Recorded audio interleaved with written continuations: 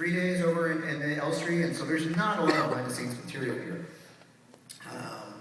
Good look, and also the lighting tends to be a lot clearer. You can see the color over the arches in the masonry, so to speak, of the cantina, which you don't see a lot of detail there of. There you can see a little bit of Walrus Man, Cabe or Chet, the little bat, drinking out of the glass, fixing Obi-Wan's hood here. Thank you. Good shot of Alec Guinness. A little bit of this shows up in Empire of Dreams, but a lot of it just only exists as sort of this soundless B-roll. Real appreciation for Anthony having to navigate those stairs. I don't understand how he got down those stairs. No, really hazard pay right there. So you get a feel also for how many times these pieces are shot, and good shot of Tim. Look at all that makeup on Ted Burnett there. So originally, if you read the script, the thugs that accost Luke were supposed to be a trio. Here we go, our newly named character. I've never been so proud of you. Now, there's Gary Kurtz taking stills that we are still discovering to this day. There's our crazy-shouldered farmer guy that we talked about before with the big nose. Again, you can see clearly that there's a woman playing the plutonium, Abram Leeds. You can see her eyes, very womanly eyes. That happens quite a bit. Many of the supposed male characters are female. Good look at the bar, including the IG-88 heads. You really get to appreciate it.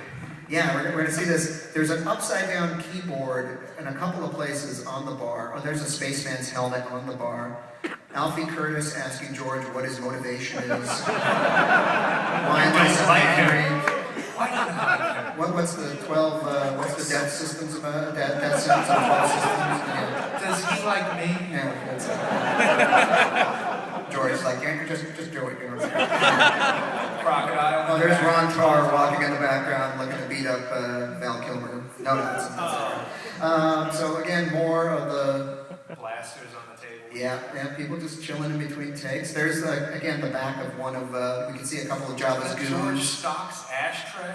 Yeah.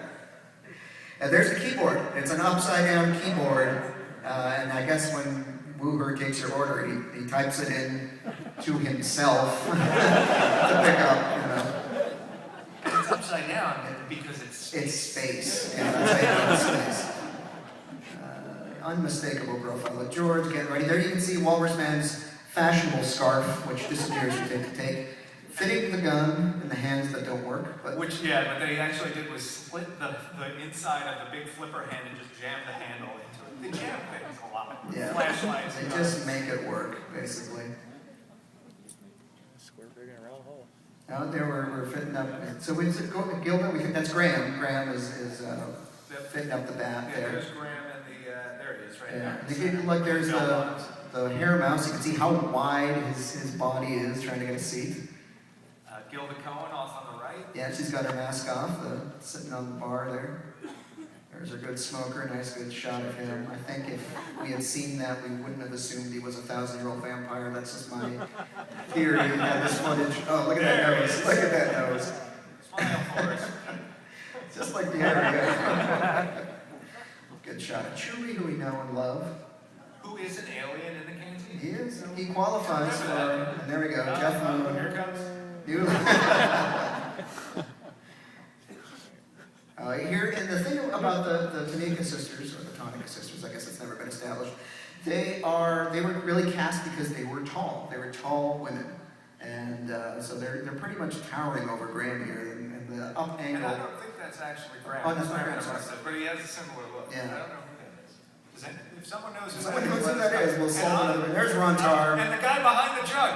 Yeah. Get out from behind the jug. One of my favorite shots here, the praying mantis. You can actually see how articulated, this thing was built to move, and all it does in the finished footage is just turn its head when Luke gets tossed into the table. Look at that.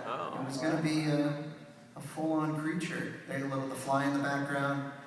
Here, Mr. Lucas, I'm ready for my close-up. With the hairs coming out of the nose. Yeah. And There's Wooher getting, here we go, hopping on the droid thing. They're not allowed. They're not allowed. Don't look at the so-called flash gordon midget right in front of them. Nice clear shot. This should be wrapping up momentarily. And here we go. You're There's a Grumpy minute. Cat on the Yeah. bottom. Oh, look, that was the unmasked hair mouse with the big bodysuit that just walked by. And so if you thought Anthony walking down the stairs was impressive, now you'll find out through the magic of cinema how R2 hobbles in some of these shots that are coming up. Oh, there's a focus puller getting a good distance for Luke, trying to get that shot up. That's Kenny in the background as R2. Whenever R2 rocks back and forth like that, that means that there's someone in the suit. That's Kenny, rocking back and forth. Another good shot. See back there, the fly guys back there. There's a speeder dealer way in the background. You can see him or her sitting in the cantina. Okay, this is how R2 had to move around because that suit is not easy to move in. So rather than tax Kenny in a shot that you wouldn't be able to see his feet, that's how they did it. There you go.